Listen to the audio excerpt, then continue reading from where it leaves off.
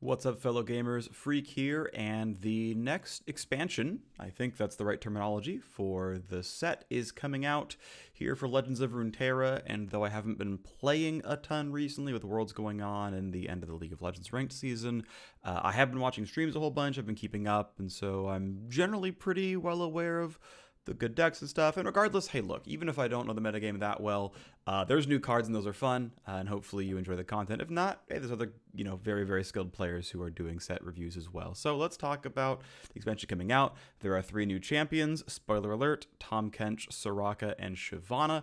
The website we're using for this, by the way, is outof.cards. Seems like a cool website. Check them out if you want, but they've got the cards and they're pretty well listed and whatnot, so there you go. So let's start with first things first. We got Tahm Kench out of Bilgewater revealed. To actually take a quick step back to talk about the expansion cadence and everything else, I believe there is one more set of cards coming in a couple of months that will contain the last 3 champions. I initially said that I thought we were going to see a bunch more Targon champions from the very, very first card dump. That ended up not being the case, so it's a bit more spread out, but we are getting one more Targon champion, as well as a Bilgewater and Demacia champion, and there's some cool synergy here. Some of it was already teased with some of the cards that came out, and there's definitely going to be some fun new archetypes, so let's get into the cards. And Tahm Kench is a 4-mana 2/6, which is okay. He's certainly going to survive on the board. You're not going to easily get rid of 6 health, so if you need to keep him around to do stuff, then that's going to happen.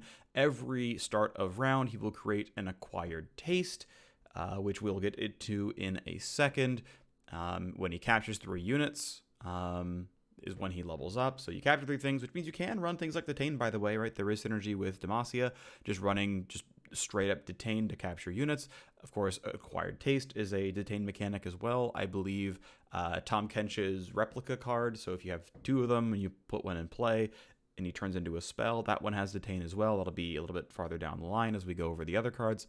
But capture 3 things to level up, and then obliterate captured enemies, but release captured allies. And notice that the level up is capturing 3 units, so you can level them up simply by capturing your teammates. It's pretty wide variance, but regardless, he is a 4-mana 4-mana 2/6 that creates an acquired taste in hand. Sort of gauging that card by itself, here's an acquired taste. It's slow, it's fleeting, but Tahm Kench swallows an enemy unit. It strikes him, then he captures it. So it's single combat, except that Tahm Kench always kills. Well, kills, he detains, which, can only ever do so much, but slow single combat is a pretty weak card. It also only works on Tahm Kench. So basically, I do this because if Tahm Kench is almost impossible to level up, so, for example, Twisted Fate, you pretty rarely level TF. I would say it's maybe, 20% of the time, maybe 10% of the time you play him, he levels up, which means you need to gauge TF as a level 1 champion. Tahm Kench may well be in a similar situation, right? If you're doing it with just an Acquired Taste, it's 3 different slow spells on round 5, 6, and 7. At a certain point, Tahm Kench probably dies before that, so you need a bunch of synergy to make that happen. So I like to evaluate heroes, or champions, I should say, on their level 1 form, and then talk about level 2 form. But hey, a level 1 card, a 4-mana 2/6, that if you capture 3 things, you obliterate any enemies, right? I'm going to sort of consider the level condition part of the level 1 card, because if this was a follower with this kind of text, theoretically this follower could obliterate, maybe not Ledros because there's too much damage there, but if you give Tahm Kench Barrier, which is also in Demacia, by the way, just like the Detain is, well, suddenly now getting attacked, right, getting hit with Acquired Taste is pretty easily worked around. Is this card good? I think it's hard to use, but yeah, honestly, this card seems solid. I wouldn't put it in every single deck, but this is removal, right? This will get rid of Wording Stones in pretty quick clip. This will get rid of a lot of elusive things pretty reliably. And again, you can always detain some allies if you need to make your level up happen a little bit sooner. So I could totally see this working. And this seems fairly reasonable. So yeah, I mean, this would be a playable card, I think. On the outside of playable, like it wouldn't be outstanding, but I mean, this thing creates removal for you. That seems pretty good. And then, of course, again, when you have captured 3 units, I've captured 3 units, is when he level ups, obliterates, and removes things into the wild. That's when you get level 2 Tahm Kench, which is, of course, a 4 mana 3/7, which is clearly an amazing stat line. Obviously, very, very good. Still creates an acquired taste immediately. And then whenever he attacks, so, the first time is when I level up, do the thing. And now it's when I attack, do the thing. Obliterate all my captured enemies, release my allies. There you go, we're in there. So that's interesting, right? So levels up, and then you keep doing this kind of thing, and then when you attack, you release them. Now, I want to point out that releasing captured allies precludes them from being part of combat. So if you were capturing an ally to save them from something, but you really wanted them as part of the attack phase, that's just not going to happen. I don't believe you're ever going to get the space to do that. You hit OK on the attack, it's on your bench, and now it's too late to declare attackers. So that is the one kind of downside you get here, but you can kind of keep detaining. Now, this champion doesn't have regeneration or any other self-healing mechanics.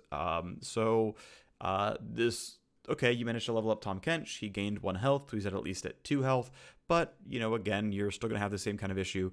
So, I mean, overall, this is clearly a better card than Tahm Kench 1. But, this is not like Ezreal or something where the level 2 version of the card is just so much better. Or Swain, right? Where she's like, oh, well, now the card's actually good. The whole goal is get level 2 and then do stuff. Tahm Kench 2 happens to level up. I mean, you want to level him up because you want to obliterate the things you detained, but level 2 Tahm Kench in and of itself is not so terribly absurd that it's the reason you're playing Tahm Kench. You're kind of playing Tahm Kench, play level 1 Tahm Kench. It happens to level up, but you've now done your job already. That's kind of what it feels like so far without reading much farther down the cards. I did read the other supporting cards in Bilgewater, but I've forgotten all the synergies, so I'm kind of evaluating this on an island right now. This is still very, very good, right? This is a 4 mana 3/7 that obliterates things that you capture, which, that's the biggest problem with cards like Detain, right? Is that you eventually get them back without, unless you can silence your friend. So yeah, this is obviously quite good. This is a 4 or a 5. I would say an Expedition is probably a full 5. Inconstructed is probably still just a 4. Tahm Kench is pretty good. As a standalone card, there's probably some combo potential. But overall, I'm going to call Tahm Kench kind of a 4.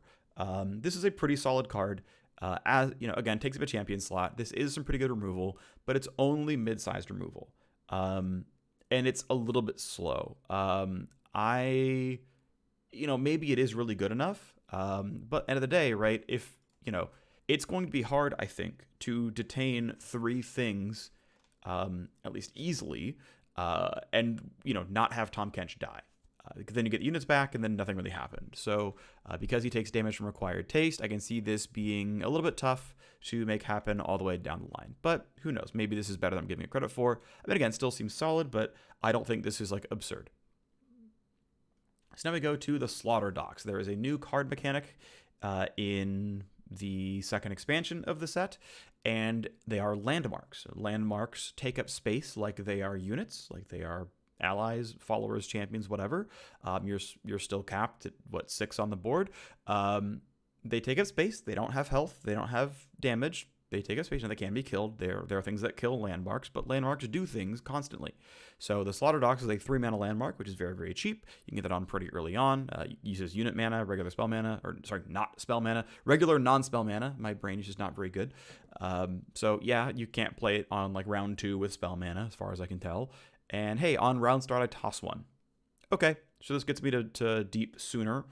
Sure, fair enough. It still costs me a card, but okay, it lets me toss a few times. If I'm going to get deep by round 7, I'm tossing on 4, I'm tossing on 5, I'm tossing on 6, I'm tossing on 7, and I'm the card Jettison.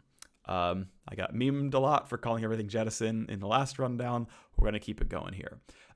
This is, honestly, kind of feels like a bad version of Jettison. But if I'm deep, destroy me and summon a random sea monster. So that's the benefit, right? Is that Jettison is a burst speed spell that can get you deep out of nowhere. Hey, isn't that cool? I believe, by the way, and I'm not certain actually exactly how Riot does line breaks here. If you are deep, destroy me to summon a sea monster, I don't know if that's part of the round start condition. I want to say it is.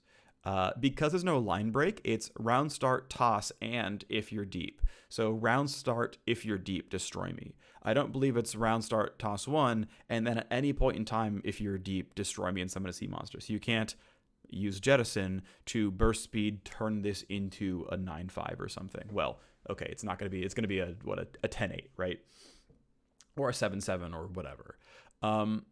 So that hurts a little bit, right? Because you have to use, salvage or throw out dredgers or whatever the round before, because you need to hit deep off this card, or at least hit deep and then have this card trigger on round start. That is a weakness somewhat, but hey, look, this is going to toss 4 to 6 cards for you. If you draw it really, really late, it is a very slow 3-mana summon. This gets played, and then the next round it becomes whatever deep sea monster, and it's going to be random, right? But there are 7/7s, so roughly, right? Like that's your expected value is roughly a 7/7. So this is eventually a 3-mana 7/7, which is very, very good. To be fair, there are 4-mana 7/7s that don't have this difficulty condition, so there are better cards out there. But yeah, this helps you get there a little bit faster. And it's bursty, right? You get to play this on 3. It pops on 7, let's say. And if you didn't have Nautilus in play already, or if you weren't going to play Nautilus and then chain all of your other 4-mana sea monsters, this is pretty helpful. Now, again, this card is obviously not very good if you're not playing a deep deck. I think you wouldn't play this in a generic, you wouldn't play it in Nox Bilge aggro, of course, but this is solid. I'm still going to default to a 2. It might almost be a 3 in Expeditions because your decks are so much smaller that you can almost just slot this in. And yeah, you might actually get there. And I still think Sea Monsters are a pretty good Expedition deck overall, but I don't know. I'm still of 2 minds because I can totally see this card just not being good enough in a deep deck. On round 3, you're just doing nothing instead of playing like, a challenger that creates a sea monster for you, which is like very good. Or your 3/2 lifesteal or whatever else you're doing, right? Like this takes up a pretty valuable turn. If this was going down on 2, yeah, you've got the 1/4, but you could skip that for a while. It's not that big of a deal. I don't know. This card is not amazing, I don't think, but maybe I am underrating it, right? Maybe the fact that you can get, one, you play one on 3, you play one on 4, you get deep, on 7, and then, hey, surprise, we got a bunch of 7/7s and we're swinging. Like, that might really be where the power lies. This is the kind of thing where you really have to play the card to know how often that's going to happen, because that's huge upside. But overall, it's probably still only played in a deep deck, but I could see it totally fitting in a deep deck. So we move down to Sunk Cost. 8 mana slow, shuffle a unit or landmark into its deck. So this is, generally speaking, removal. This is the landmark removal that comes in for Bilgewater. It is 8 to do so. And what's interesting is I would say in a lot of cases, landmarks are pretty bad late game. It seems to be looking through the landmarks, of which there are, I believe, 6, that you tend to want to play them on, the first round available, and then have them do their thing for a while, and that's where you get excited about it.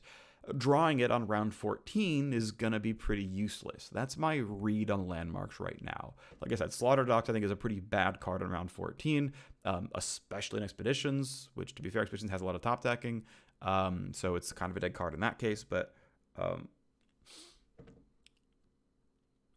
drawing one down the line is going to be pretty bad. So this is, you could in some cases say that shuffle in is better than kill, because again, landmarks are really bad late game, I think. As for units, you get to, skip out on last breath effects. That's pretty helpful. It is, large agnostic killing. That said, Bilgewater does not have really great removal. Like, they've got Scrap Shot, and Scrap Shot sucks. So, if you're really in a pinch, it's like, well, okay, Bilgewater, in fact, has very bad agnostic removal.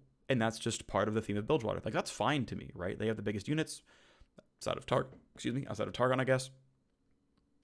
I think that's fine to, like, yeah, this is the case, right? You don't get Vengeance. Vengeance is better. Rasa is better. You get Sunk Cost to deal with it. I think that's okay.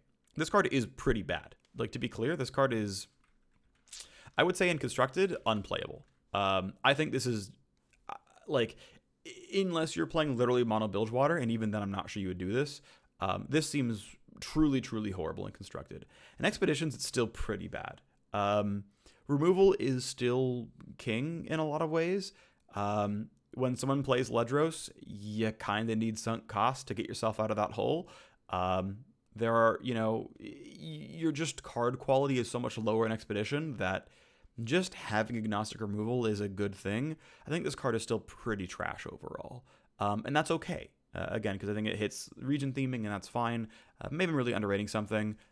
Maybe there's some really cool positive synergy where you can shuffle allies into your deck and get summon effects again with War Mother's Call. I doubt this highly, to be clear. But, like, maybe... I suppose it can also remove your own landmarks if it's going to cause a problem for you, but again, I don't think you run this card for it. So yeah, this card is, I think, pretty much unplayable in any reasonable deck, and that's okay. Next up, we get Wise Fry. So we have a 6 mana 3/8, which is 11 stats for 6 mana, which is, it fails the vanilla test. You want 12 to 13 stats. But it's got Vulnerable, so you can attack Wise Fry. This has Overwhelm, so if you can get this thing to have more power, it's going to be exciting. And when you play Wise Fry, deal 1 to all other allies and grant me +1/+0 for each of them. So now if your teammates are tough or they're on the Vladimir hype train, like they're in the Crimson Pact or whatever, now I want to point out that Bilgewater and Elfjord and Noxus, you don't really tri-region anything. Right? Like, outside of very specific expedition decks and, going hard onto labs or getting a gauntlet that lets you tri-region or whatever, realistically, yeah, you're not getting all three together, right? So it's like, are you playing this with Vladimir? Are you playing this with Soraka, which is Targon?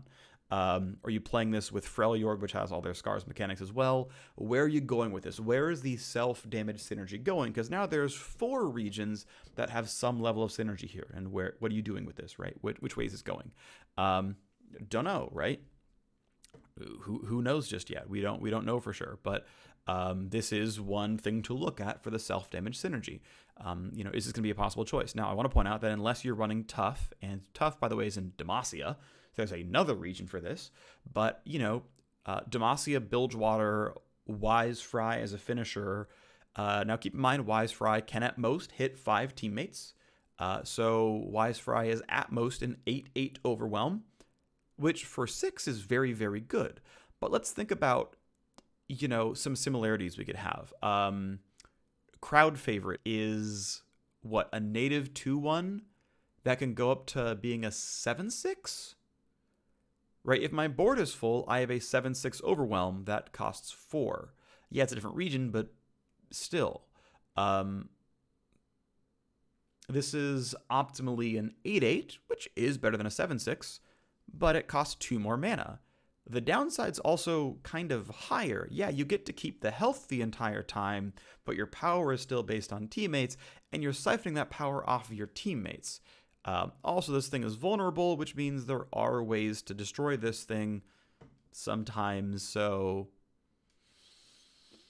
do I love this card? No. In Expeditions, I think this card is pretty bad. I really think you need the value, train so much. Again, because you can so rarely get Tough synergy or whatever other synergy going on, or the self-healing synergy. I would say that overall, I think we're likely in a bad spot here. Because every 1 stat this gains removes a stat from teammates nearby. You could even kill your stuff off. And hey, maybe killing your stuff off is a positive for you at some point in time. Also, it's a play effect, not a summon effect. So something just drops out as a 3/8 and you're kind of sad about it. In case you ever do like weird ethereal remitter shenanigans or something. Just, if it happens, right? This feels pretty tough to use. In Constructed, I think it's also pretty bad. I can't imagine this card actually being great. But I can totally be wrong, right? Like, actually, I'll keep it as a 2 because I think it's only good in very specific decks. I think there are combo synergies, Soraka deck being a big one, and Soraka, I think, is actually the most exciting card of this expansion. And I'm glad it's kind of towards the end because if you don't know the card, you can skip forward, but you can wait as well. I think Soraka is super exciting. So it's going to be in, like, that deck, right? And I think that's kind of it. It's in Tough synergy or it's in Soraka synergy, and those are fine, but it means it's a situational card, and that's okay. Next up, we have Shakedown. It's a 1-mana burst spell. Deal 2 to an ally to grant 2 enemies vulnerable. So this is, in a lot of ways, I would say bad on guard. Demacia has 3 mana, give all allies Challenger, and no one ever uses it. It's just entirely a dead card. This is cheaper, which helps, right? Being 1 mana is nice. I would say granting 2 enemies vulnerable is usually all you really need. This isn't like that much worse than On Guard in terms of you're probably only declaring 2 blocks anyway, and it's going to be okay. What's interesting is the deal 2 to an ally to do it is a positive in some synergies. I would say an Expedition is garbage. Like, I think you actually just never draft this card. You never draft On Guard either, and this has downside. Yes, there are Shadow Isle synergies. Yes, there are Targon synergies in terms of killing things off or healing things or whatever. This gives you a way at burst speed to pop Cursed Keeper to get yourself an Escaped Abomination, and then make something vulnerable so you can go kill it. Like, that's pretty awesome.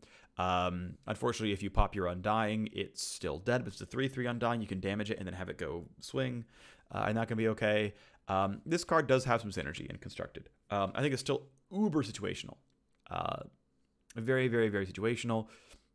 But we are getting a lot of self-damage combo here in Bilgewater. This has synergy down the line, which is cool. Again, especially with Soraka, that's like the easy, obvious archetype. We'll see if it actually goes that way. But self-damage is very much what's going on here in sort of the next group of Bilgewater cards. And I find that kind of interesting. We already saw a bit with Jack the Winner. Jack the Winner is also part of this, but we get to keep going with it, which is cool.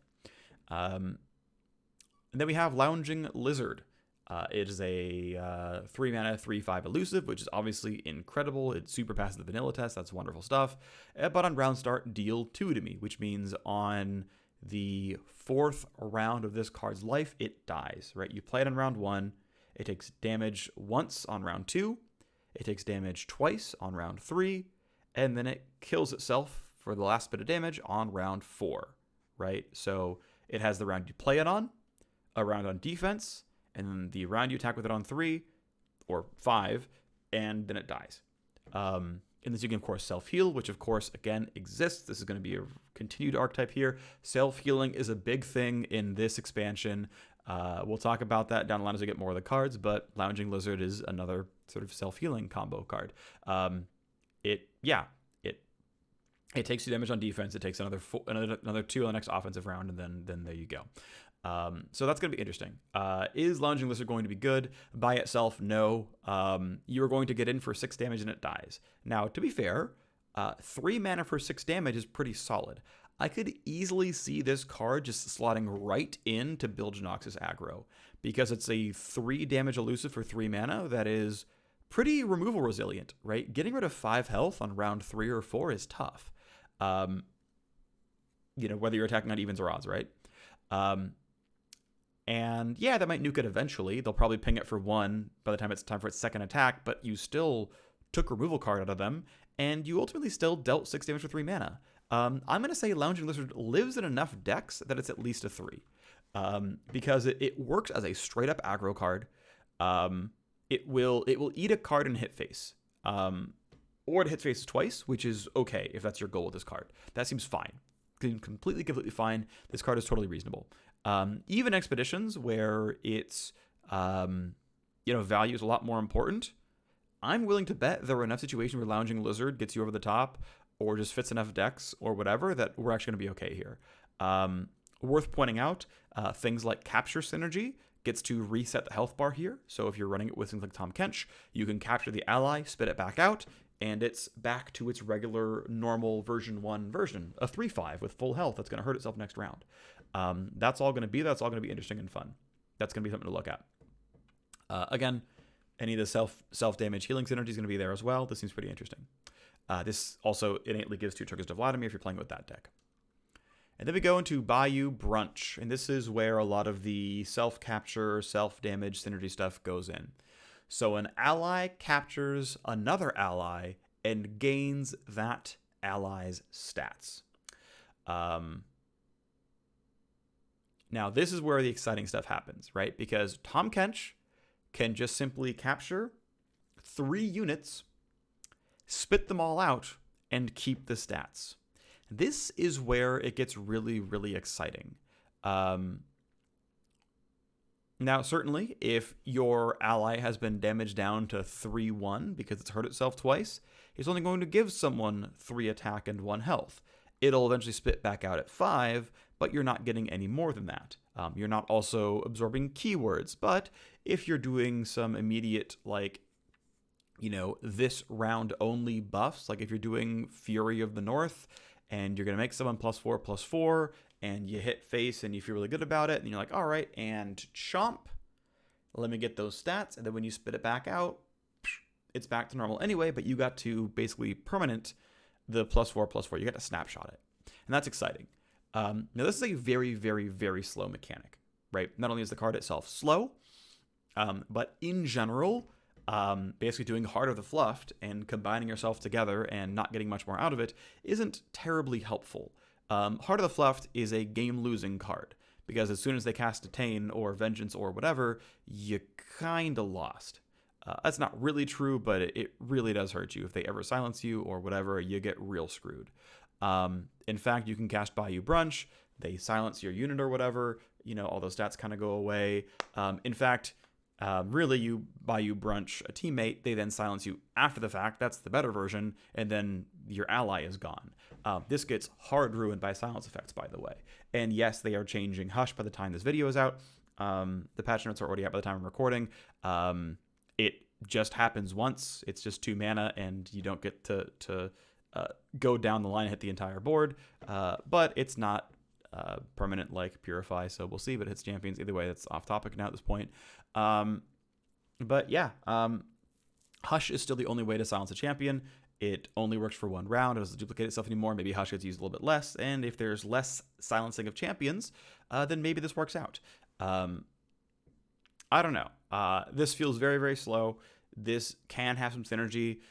You get your really big elusive unit, your really big overwhelm unit, your, unkillable, awesome champion or whatever. And because Spell Shield exists, because you have all these other mechanics going on that can help keep things alive.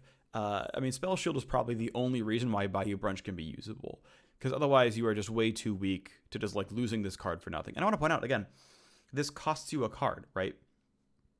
It costs you a card to cast this, with the upside being that you just moved your stats around. You didn't gain much of anything.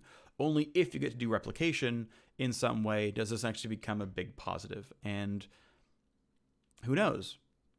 Can this really happen? Maybe, but this seems really, really tough to use. In Expeditions, I think it's actually unplayable. In Constructed, it will be in a very specific deck. I'm not sure that deck is very good, but that's where I think this card lives, whatever. We then go to Fortune Croaker. 2 mana, 2/3, already solid, great. 2 mana, 2/3 passes vanilla test. When you play me, deal 1 to me and an ally and draw 1. Okay, so it's a 2 mana, 2/2 draw card. Now, my understanding is you must be able to have an ally to damage in order to draw, but this card seems awesome. I'm going 5/5, by the way. Now, yes, you need... I'm going to stick with 5/5. Yes, you need something else on the board to do this, but you can very often shrug off 1 damage. Just the case. This is a 2 mana, 2/2 draw card, with the downside being you have to have a unit on board that you can damage. There's going to be stuff out there you can damage. It's going to be fine. Again, there's the Vladimir and Soraka and Tough and whatnot synergy, the Elfjord synergy. This is obviously instantly used and amazing in any Scars type decks. And I think completely worth playing in other decks as well. This seems great. I absolutely think this card is amazing, and this card should be in almost every deck that can play it because card draw is sick. And yeah, you can kind of say it's a 2 mana 2/1. Like, if you really go down the line, it's a 2 mana 2/1 draw card, which is Avaros and Sentry. And by the way, that card's a 5 as well. So I don't see the problem here. It's Avaros and Sentry. The conditions are a little bit different. You need another unit on the board, but this card's amazing. That's my read. Then we get Boxtopus. It's a 2 Ubana 3/4 challenger When you play the card, it becomes a 3-1 instead. Now here is where some of the capture synergy happens. We talked about it earlier with Lounging Lizard. We get it here again. You can capture Boxtopus. Notice it's a play effect, not a summon effect. So if I eat you with Bayou Brunch and I spit you back out, now you're a real 2-mana 3-4. We also, again, have Soraka synergy, healing this stuff up, so that, yeah, I played it as a 3-1, but I healed you back up and you're back to a 3-4. This is all really, really positive stuff. If you're running Taric and you have gems, you can heal that way and keep going. There's a bunch of bigger heal cards that exist here in this game. This seems pretty positive, pretty solid overall. I dig this card. Now, is a 2-mana 3-1 challenger good? No, it is not. This is a bad card if you don't have synergy. It is not unplayable. You're not avoiding it like the plague, but it's going to die to random crap all the time, and you're going to feel bad about it. But because there's synergy out there, this card can be very good in some other ones that work much better. There's going to be some cool stuff out there. I'm liking the self damage combo stuff. Should be a fun deck to look for. I'm looking out for that for sure. And then we get our very last one, which is Crusty Codger, which is a very similar situation, right? It is a 1-mana 2-2, which again is the play effect of lowering it. So if you can absorb it and take it back out, it's once again a 1-mana 2-4, which is a great stat line. A 1-mana 2-2 with upside is generally pretty playable. In general, I'm going to put this in. Now, is this card better than Jagged Butcher? It really depends, because it's in the same exact region, right? And this, on turn 1, is a 1-mana 2-2. So is Jagged Butcher. If you can plunder, Jagged Butcher is a 3-3. If you can find some way to just play a heal effect ever, Crusty Codger is a 2-4. In general, I would say a 3-3 is better than a 2-4. I would say Jagged Butcher is a 4, by the way, as a card, because I think the upside is actually higher and more reliable. But Crusty Codger, I think, is a totally reasonable card to play, totally decent, and I'm a fan of the card, so I dig that it exists. This seems pretty solid. We then scroll down to Demacia. We knew this was coming because we saw Demacian dragons already. In fact, Shyvana is in some of the card art of cards we saw teased before she got revealed herself. But Shyvana is a 4-mana 3-4 that when she attacks is a 4-mana 4-5. This card is a 1 as a level 1. Yeah, maybe it's a 2, but it's kind of a 1. This is a 4-mana 4-5 when attacking, and otherwise garbage when not. Technically, you can kind of consider that the health is healed because you can keep gaining 1 health, so if a 2-2 blocks it, you don't lose the 1 health anymore. You kind of keep the 1 health forever, so then you attack again, and you get to gain 1 health again. And look, you're back on 5, or you're back on 4 at least. So, there's some positive synergy there, but no. Shyvana as a level 1 card is absolute garbage. Shyvana is truly only good if she is level 2. You would not play Shyvana if her leveling was too difficult. There is no way you would. This card is dumpster without being leveled up. Now, thankfully, I have seen Dragon allies deal 12+. It's not that hard. Now, I have seen. She must be in play for this to happen. So you can't get your damage in and then dump Shyvana as level 2, like you can with, say, Swain, which is one of the benefits of Swain, is that he just comes down at 2 90% of the time. You need to keep Shyvana on the board. Now, 4 health for 4 mana is not abysmal. This is reasonably hard to kill. It doesn't die to gotcha. It doesn't die to get excited. It's okay at surviving. It's not the worst thing ever. This can sit on the board and wait for your upside, and that part's okay. But, it's not great here. So I've seen Dragon allies deal 12+ damage. I believe Shyvana counts, so she'll do 3 or 4. Your other Dragon allies need to do, 8 or so to make that happen. And thankfully, there are ways to do this, right? You've got things like single combat in Demacia, things like concerted strike in Demacia, where you can get Shyvana and her dragon friend to go deal damage to someone.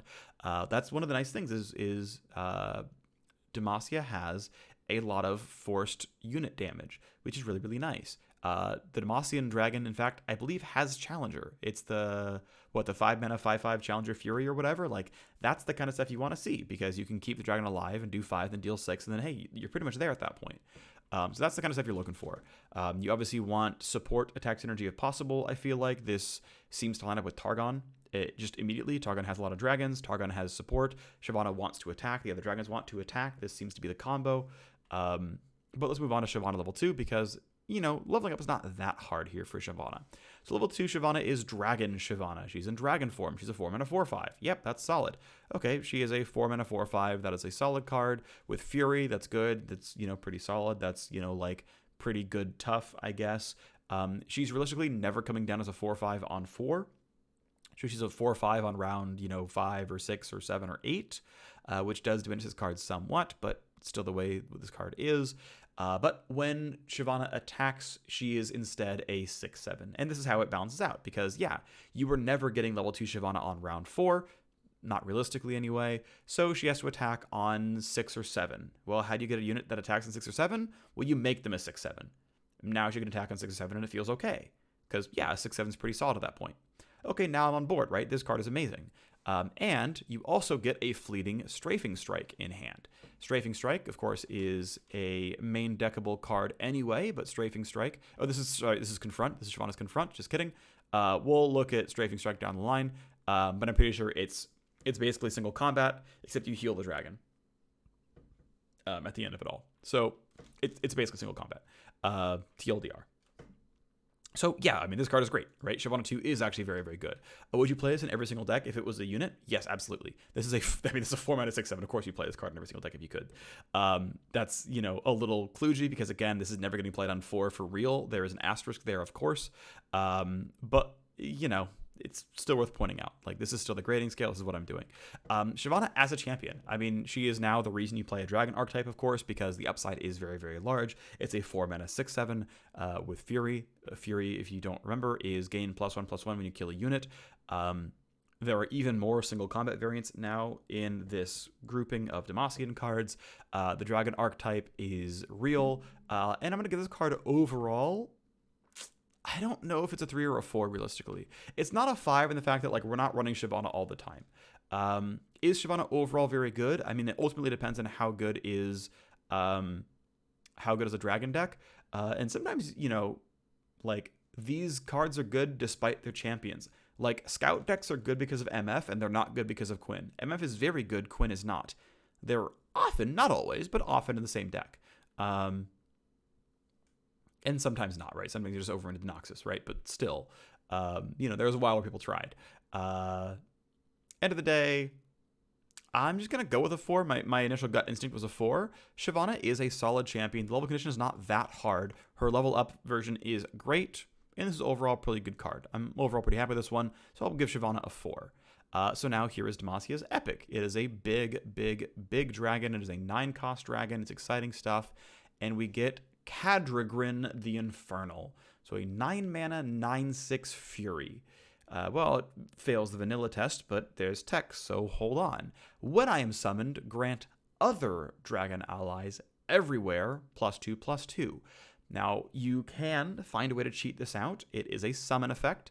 So if you're going to maybe, try Demacia and Shadow Isles and, kill your followers and make bigger ones, so that you can, go up and up and up and make a 9-drop, and then bam, here we go.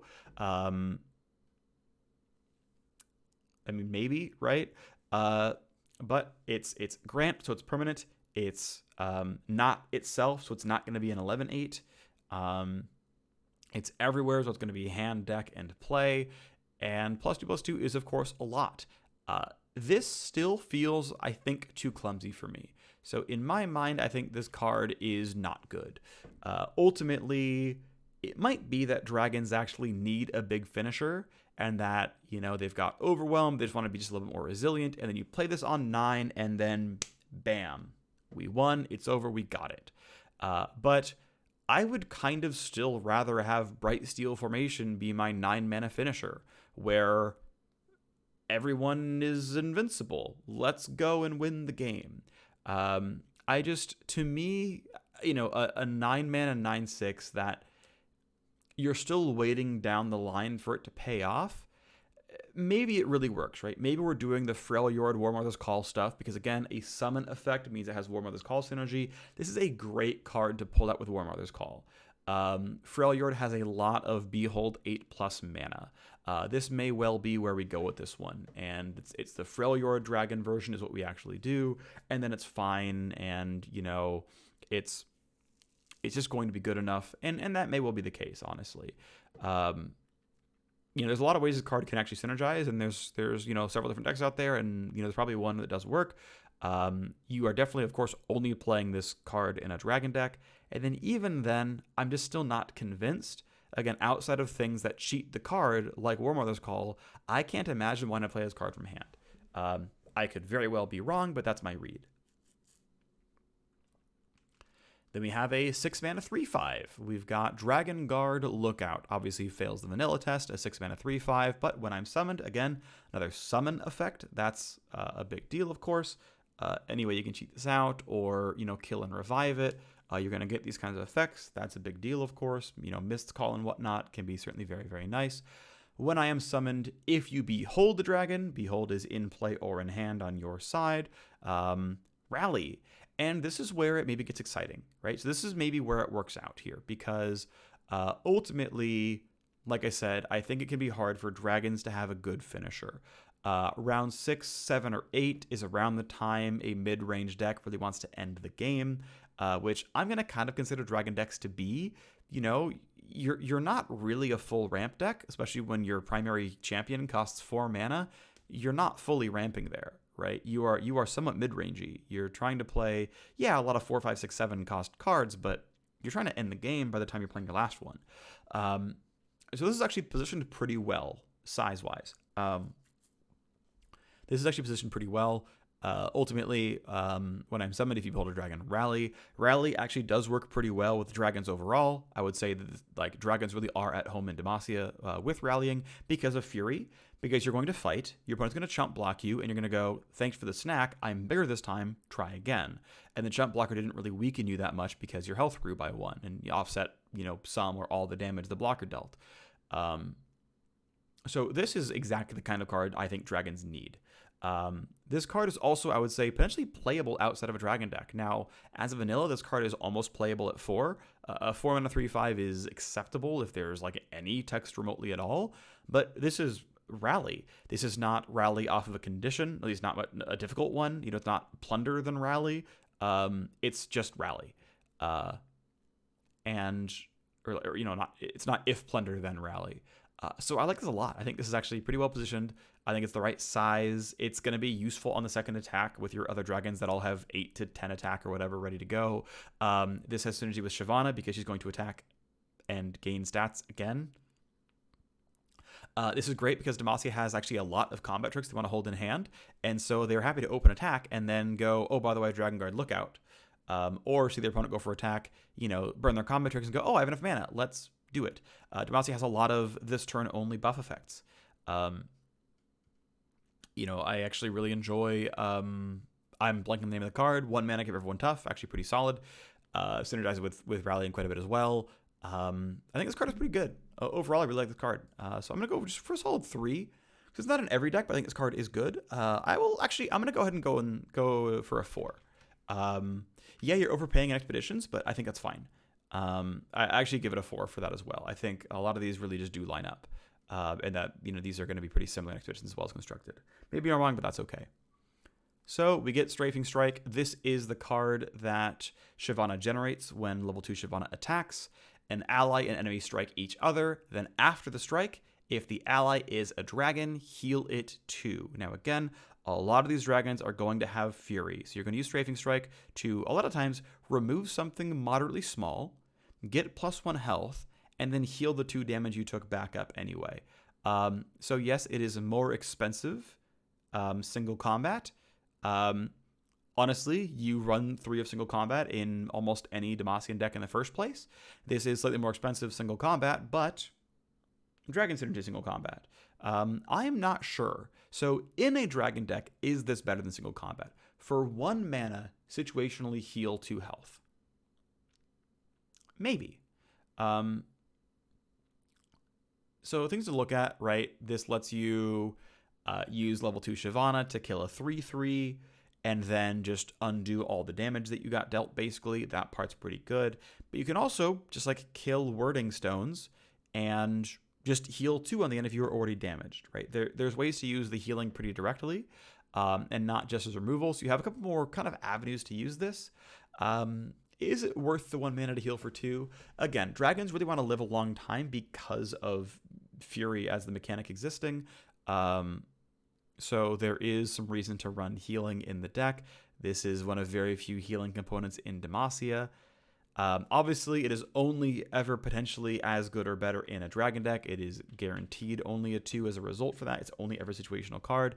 I am not convinced it's better in a dragon deck, but considering the entire thing that dragons want to do is just be bigger than their opposing units. And what's fun is you don't have to kill it with Strafing Strike, right? Like, if you Strafing Strike and they happen to just give something barrier, you can just say, okay, you barriered it. Well, I healed for 2. It's okay. We both spent a card. I got 2 health back. It's not the end of the world. That part's actually pretty good as well. Ultimately, still unconvinced it's better than single combat, even in a dragon deck, but I assume playtesting got a decent look at this one, and it's probably competitive. So, yeah, it's probably worth including in a dragon deck. I'm not sure you're running 3 of Strafing Strike, especially because level 2 Shyvana makes one anyway. I think realistically, you're just, not main decking as much at all and just letting Shyvana make it for you, and that's fine. We then get Stony Suppressor. All spells cost 1 more mana. Now, that's actually really interesting. Now, I think Demacia has a lot of really good spells, but they have a lot of unit-based buffs as well, right? You've got the Dragon Guard Lookout, which lets you rally for just minion mana. Obviously, it can be fun to really just curve out as Mono Demacia Zoo. Yes, they nerfed War Chefs and whatnot. Sure, it's a weaker deck, but I still like the deck overall. This hits theming really, really well overall with Demacia, where they're just anti-magic as a faction. This can do a lot of really interesting things, for sure. I'm generally a fan of this. This can really, really break some stuff. And I will say that, yes, this is obviously a card that's going to influence Lee Sin quite a bit, right? He wants to jam a bunch of spells down and combo up constantly, and this is going to hurt that. But a 2-mana 1/3 is not complete trash. It's not great. Like, it's pretty bad. And in Expeditions, this card is probably a 1. I think you really, really never want to run this card if you can help it in Expeditions. But in Constructed, I would say, like, especially with the way the metagame is right now, where there's actually a lot of Lee Sin running around and things like that, this card I think actually may well make the cut. It's not complete garbage. It is not very easily killed, and you can just throw this in a deck that doesn't run a ton of cards, a ton of spell cards overall, and that's okay. And you know what? Sorry, you just can't really Mystic Shot me efficiently, so deal with it. This thing dies to 5 mana gotcha. Okay, like, sure, So, I don't know. I believe this card is just statted enough to not be trash. Now, if this is a 1/1, this would be garbage, right? But yeah, I can see this card being played, realistically. We get Stalking Broodmother as a 7-mana 6/6 Fury Scout. That's all kinds of fun. Now, it does not have Challenger, but if your opponent doesn't have a 6/6 to block this with, or you can give it Barrier or Tough or something to survive the first attack, this thing is great. It's a 12/6, right? Like, this is a 7-mana 12/6, provided that it lives the first time around. And realistically, 6/6s live pretty often.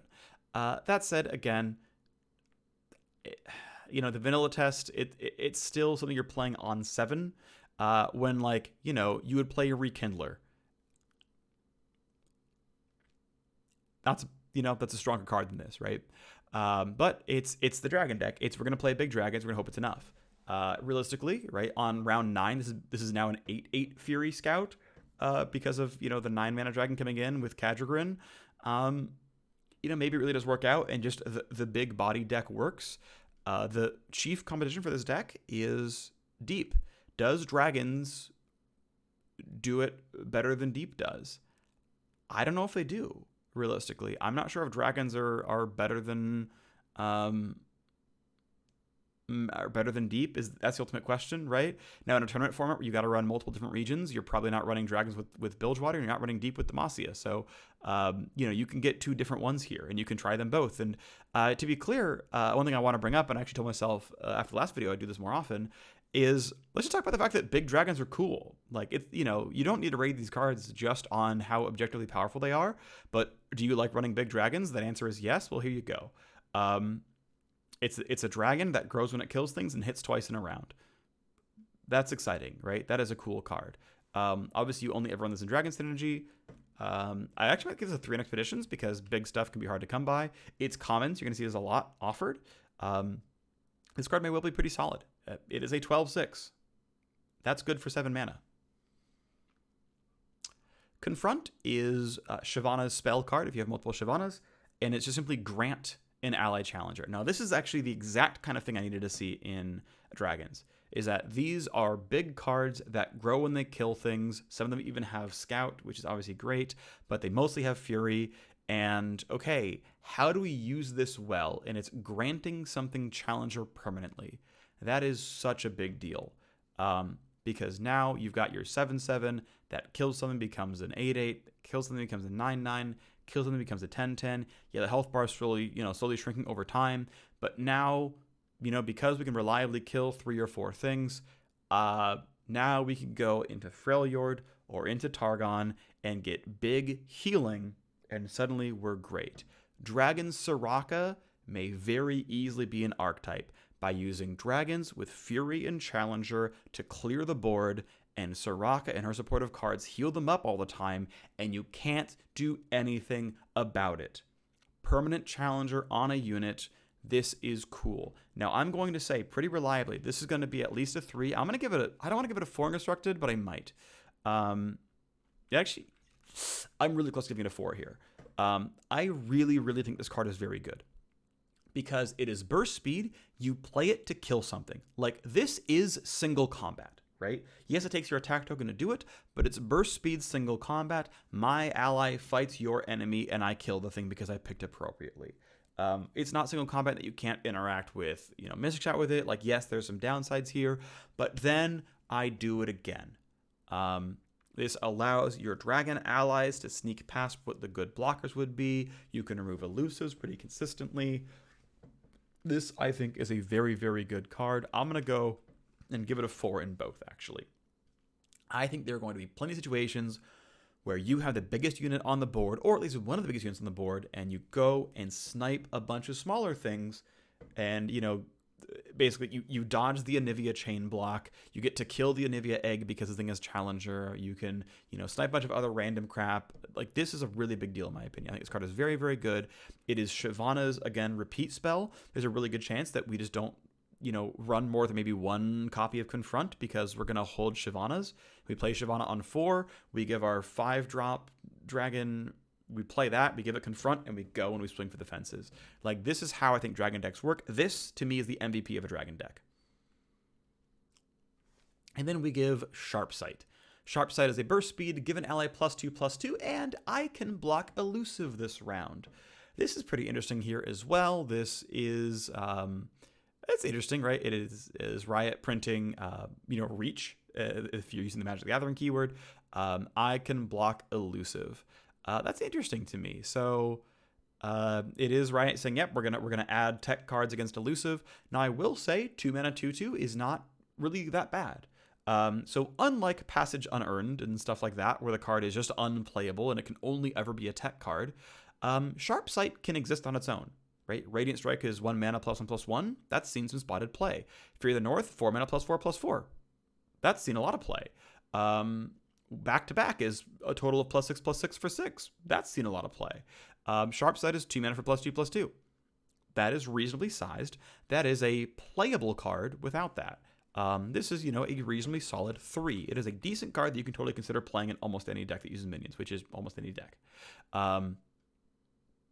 But I can block elusive, and that's the icing on the cake, is that if you are ever in a reasonably popular elusive metagame, you're just like, yeah, I'll run Sharp Sight, it's fine. And if it misses, and I'm not against elusive deck, that's okay. It's 2 mana +2/+2. We're good. This is a very good card. It's a very, very good card. I don't know. I kind of don't want to go for a 4. I don't know why. Maybe in Expeditions is probably a 4 because elusives are like more troubling in Expeditions. You kind of need to run this card to have a chance if you're if you're into that deck and you're like, oh, I have nothing. It's like, well, okay, let's not lose your run. Seems pretty solid overall. Then we have Egghead Researcher. When I am summoned, create a random dragon follower in hand. So it's a 2-mana 1/3 draw card. I would say it's one of the weaker draw cards. Like I would take a 2/1 over a 1/3, at least for a card that's meant to just get replaced. It's something you put down. It's fine.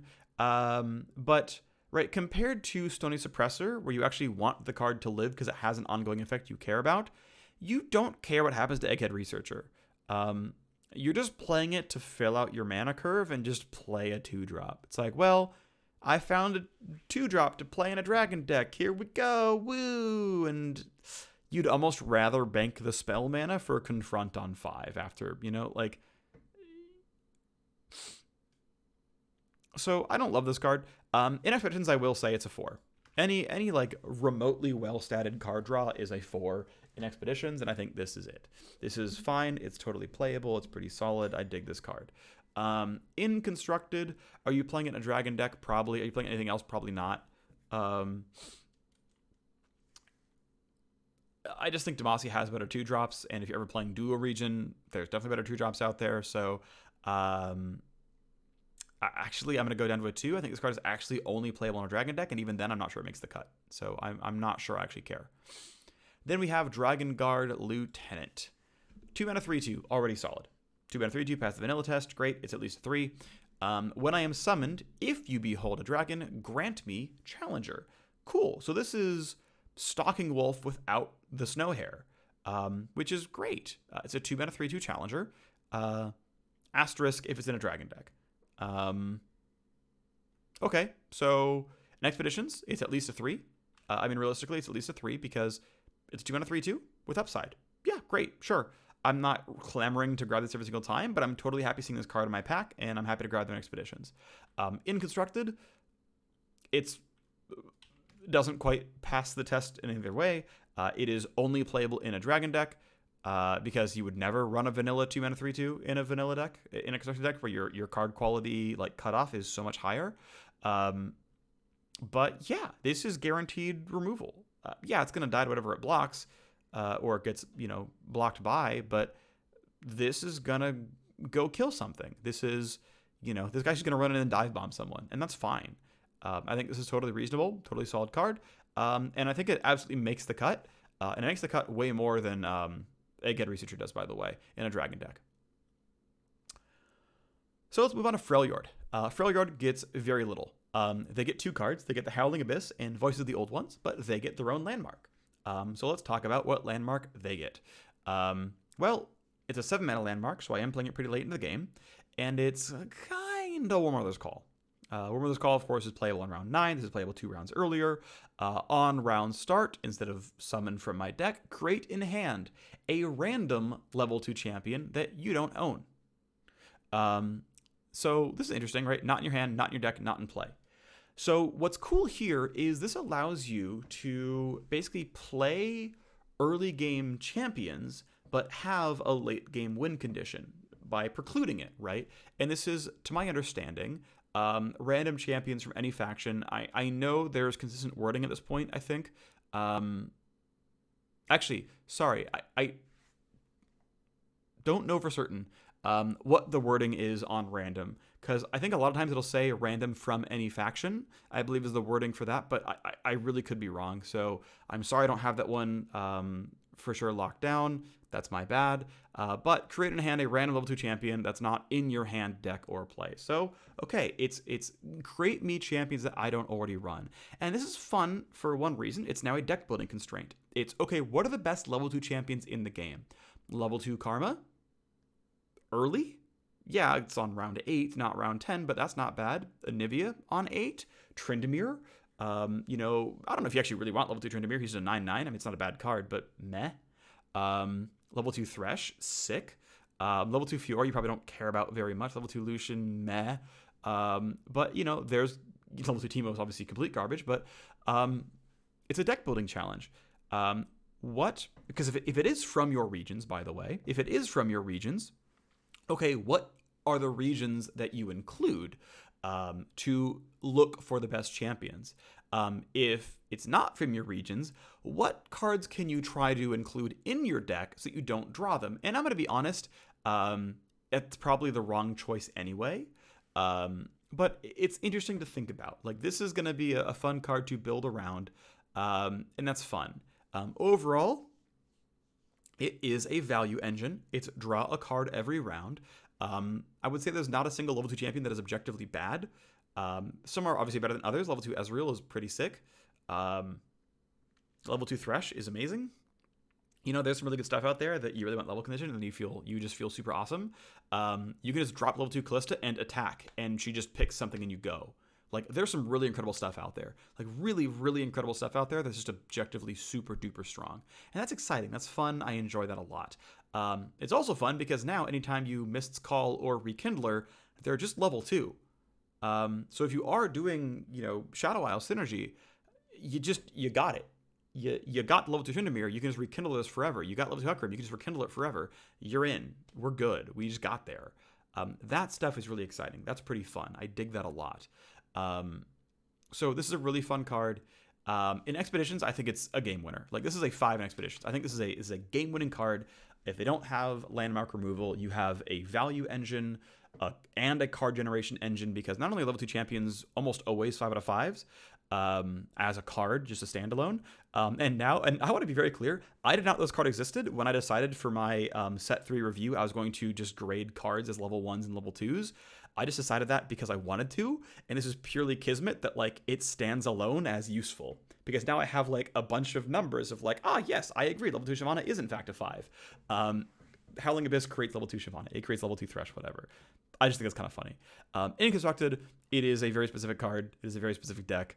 I'm going to give it a 3. We're going to give it a 3 just because I think it might just be good enough in enough decks as just, like, late game insurance that it's okay. Maybe I'm totally wrong. It is spend 7 mana, do nothing. It is spend 7 mana, draw a card next round if you don't remove this time. I'm going to drop it to a 2, actually. Because I'm going to bet there's going to be a lot of landmark removal, and this is not going to see the light of day very often. And being the fact that it costs 7, if you use landmark removal, which usually costs around, like, 3 to 4, I think, that's going to hurt you a bit. Next up, we get Voices of the Old Ones. 8 mana burst spell, so playable as soon as round 5 if you don't ramp earlier than that. Get 2 empty mana gems, and for the top 4 cards in your deck, draw each card that costs 8+, then shuffle the rest elsewhere. Which means, by the way, that you are ducking your cheap cards. Like, if you missed on all 4, you're like, oh, these 4 are all cheap. Get them out of here. Show me the expensive stuff, right? So, you need to have sort of natively 5 mana, whether that's through Wording Stones or not, doesn't matter to me, as long as you got there. And this puts you at 6/7, right? And then the next round that starts, you are at 8 mana, right? So that's kind of cool, right? You're playing Voice of the Old Ones at 5 mana gems, and then the very next round, you have 8 mana gems, unless they killed off your Wording Stones or whatever else, or, etc., whatever's going on down the line. So you shuffle the rest of your deck, whatever. You draw cards that are mostly playable. This seems pretty interesting. Now, what's going to be tough here is Voices of the Old Ones may well draw Voices of the Old Ones, and you really don't want to play it afterwards. Like, playing this on round 8 gives you +1 mana for round 9. That feels pretty bad.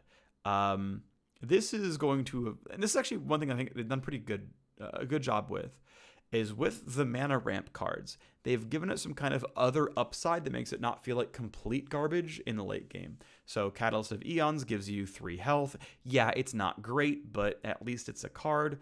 And honestly, gaining 3 health when you need the ramp deck, and you're just in the late game, you want to just not die to a Mystic Shot. Honestly, it's a savior anyway, so it's fine. But Voice of the Old Ones can draw you 2 cards sometimes. 8 mana draw 2 is garbage, yes, but you're running this card because you're trying to ramp up. Considering that you're going to play this by round 5, there's a really good chance you might keep this in your opening hand, and it's going to feel really weird, but you're going to play it.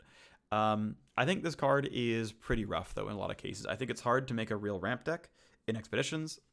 Yes, ramp decks exist. You can play Enlightenment. Yes, it's in Elfjord. Sure, you're already there. Yeah, it's you're gonna try. But this card's gonna get offered to you a lot in Expeditions, and because it's common, I'm not sure it's actually good. As far as construction is concerned, yeah, you might try in a War Mother's Call deck, right? In a Rampy deck, let's try to get up there. But I am not sold on this card. It may just be a little bit too difficult to use, because you're skipping a fairly big turn by skipping on 5 or 6. But yeah, it's 2 mana for 8. You know, it's 2 Catalyst of Eons, kind of, because Catalyst of Eons is functionally costs you 4 mana for 1 because it costs 5, but you get 1 back instantly. I mean, this is I'm pretty sure you get 1 back. I'm pretty sure I'm not trolling about that. Regardless, yeah, this is spend 8 for 2. Yeah. I mean, yeah, the card draw benefits there. I just have a hard time imagining you can run a deck that's half 8 cost or higher. That just seems too severe. So, like, realistically, I feel like this card on average draws 1. And, you know, spend a bunch of mana to draw 1 versus spend a bunch of mana to gain 3 life. Like, I take Catalyst over Voices, like, in and of itself, like, as a secondary effect, right? And I just feel like Catalyst is more reliable. You can actually keep Catalyst opening hand and play it on round 3, and that's fine. I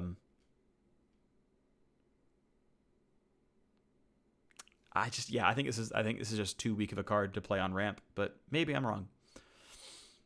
We then go into Ionia, which also only has 2 cards, and we get Trevor Snoozebottom. 3 mana, 0/3. Obviously fails the vanilla test, but hold on, there's text. Support, create an attacking Mumble Sprite with my supported allies' stats. So Trevor Snoozebottom basically gives you, it's bad Dawn and Dusk, because Dawn and Dusk gives you 2 of them, but it gives you Mumble Sprite. And a Mumble Sprite is elusive and ephemeral.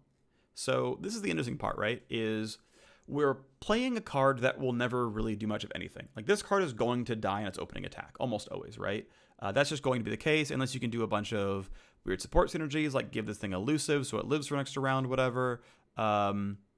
This thing is going to get killed. It's obviously weak to single combat. It's weak to things having Challenger or Vulnerable. But you're going to play this on your attack token. You're going to play it when you're ready to go, and you're going to try to duplicate something. And you're going to try to duplicate, a 7/7 or something. Now, Mumble Sprite is not a dragon. It's not a celestial. It's not an elite. It doesn't give you any of the other combos. It's going to die at the end of the round. So is Trevor Snoozebottom. But you are playing a 3 mana card to functionally double someone's attack. This is, in a way, it's redoubled valor. It's, double someone's stats, give them twice their attack, that kind of thing. It's an interesting idea. And again, you have cards like Lulu that can grow this thing up and make it a 3/3 or 4/4 or whatever, make it big enough to maybe survive. You can use Tarek, you can use the support everything down the line that I know no one actually runs, because support attack aggro just isn't a thing right now, but maybe we get there eventually. But it's, it's another card in the support chain, which maybe gets there one day. But is Trevor Snoozebottom good? I mean, maybe, right? It's a 3 mana unit that lets something attack twice. At the end of the day, though, I kind of don't see it, because, I can just rally and do that in a lot of better situations. Like, this is a card I have to put this card in my deck, play this card, have it not die, attack with this card. This card will die, and all I got was letting one of my units attack twice. Yes, it's a support trigger. Yes, it can help some champion level ups and whatnot, but I really don't see it. I think this is unplayable in Expeditions. I think it is maybe situational in Constructed, but I think it's probably a dead card there as well. I just don't see it. Yes, the resultant attacker is elusive. Maybe you get something there.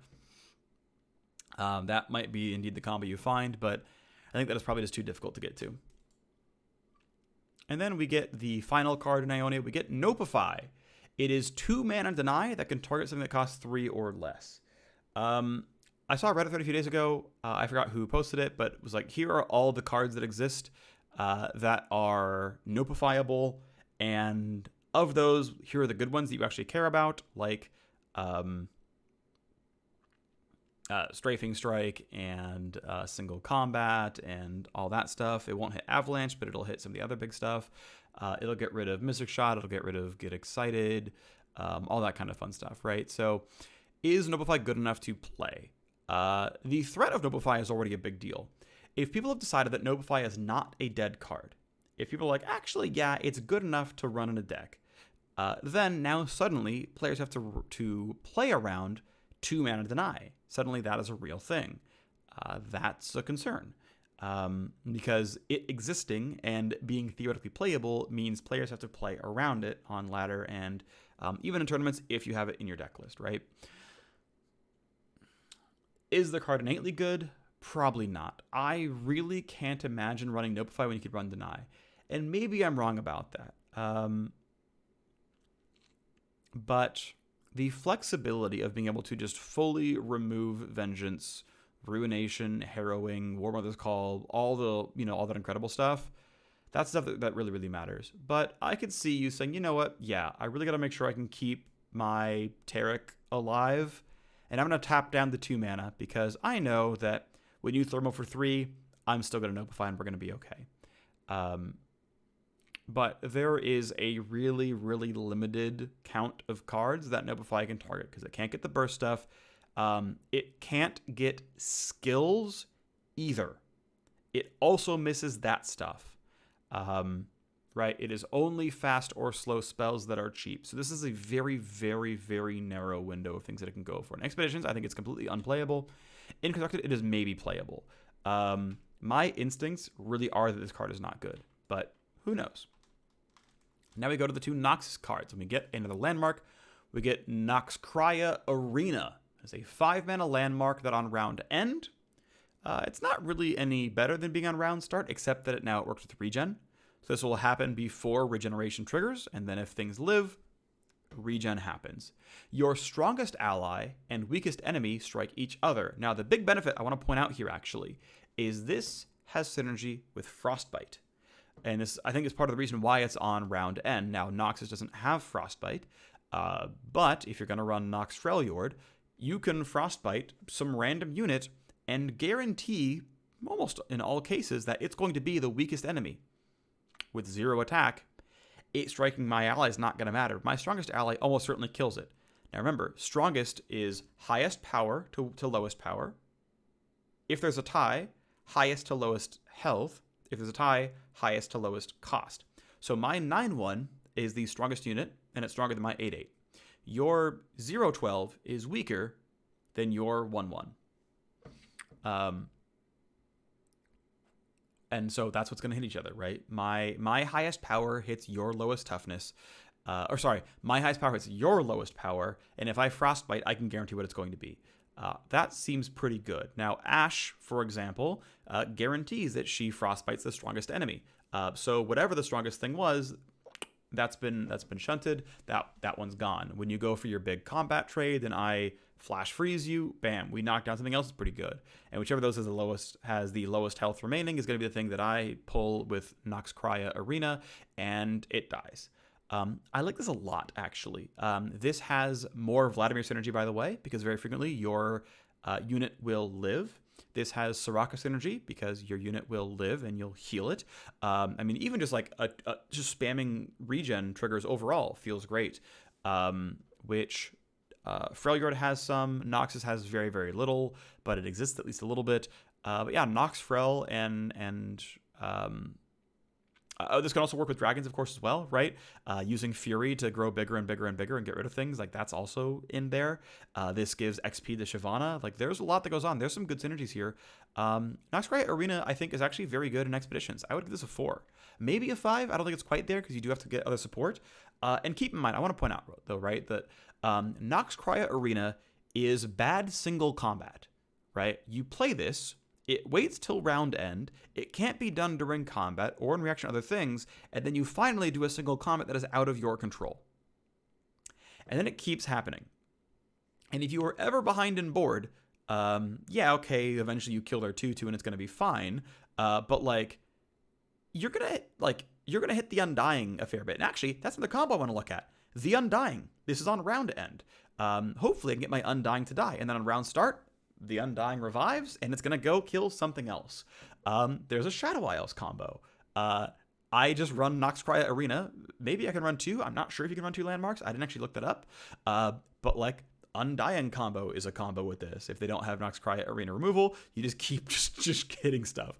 And it's not going to get itself killed very quickly because it's going to hit the weakest unit, but you get to get value, you know? There's a lot of ways the card can go. This card seems pretty cool. There's enough decks out there that I can find, you know, I'm going to give it a 3 for that.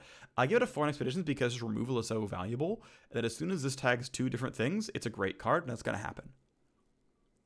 Then we get Scorched Earth. Kill a damaged unit or destroy a landmark. 3 mana destroy a landmark is great. I recommend putting 3 copies of this card in your deck as soon as possible. It is cheap to craft. It's a common because you are going to be running in a lot of landmark decks day 1 of the patch, because of course you are. That's all anyone wants to run. Now, as we're pointing out that landmarks are all epic, so if people are refusing to use their wild cards to craft epics, it'll take them some time to get there, but yeah, Scorched Earth seems pretty good. This card seems great. This seems like a pretty easy 3 of in Noxus. It's a 4 probably in Expeditions. Now I want to point out again, landmarks are epic. They are going to be unlikely to be seen in Expeditions, but it's pretty high variation. You can hit some damaged units. You can also hit the landmarks. I think this is going to be reliable enough for Expeditions and Constructed.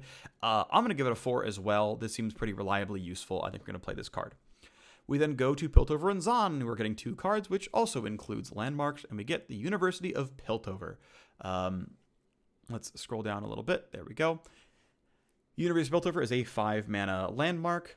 Round start, discard your hand and create 3 random cards in your hand, granting them fleeting.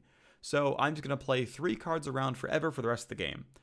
I like this card a lot. In Expeditions, I'm going to legit give this a 5. This is an amazing card for Expeditions because you can play up to 3 cards around, every round, forever till this dies. This is absolutely worth it. This card is amazing. I'm going to give this card also probably a 4 or a 5 in Constructed. I'm going to go with a 4. It is not in literally every deck ever, but I think this card is absolutely amazing.